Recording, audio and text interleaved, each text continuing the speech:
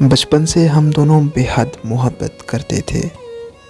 फिर वो स्टडी करने अपने मामू के पास यूरोप चली गई।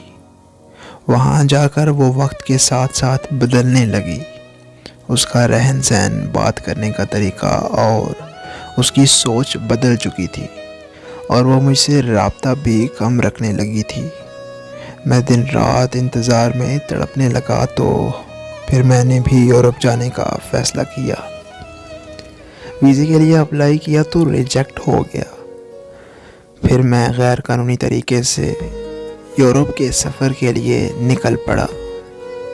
3 महीनों की भूख और प्यास काट कर मैं यूरोप पहुंच आया। जब मैं उससे मिलने गया तो वो मुझे देखकर खुश होने की बजाय हैरान हुई कि तुम यहाँ कैसे। तो मैंने कहा तुम्हारे लिए आया हूँ।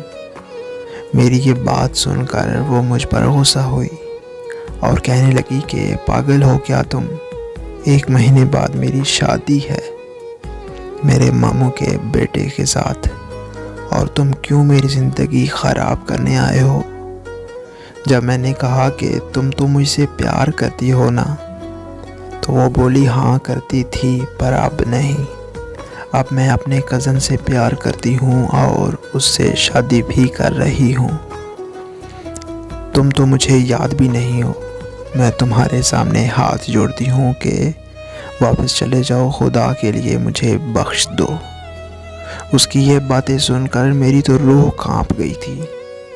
पागलों की तरह खुद पर हंसता हुआ वहाँ से निकल तो आया पर उसके कहे अल्फाज आज भी दिलो दिमाग से नहीं निकाल पाया।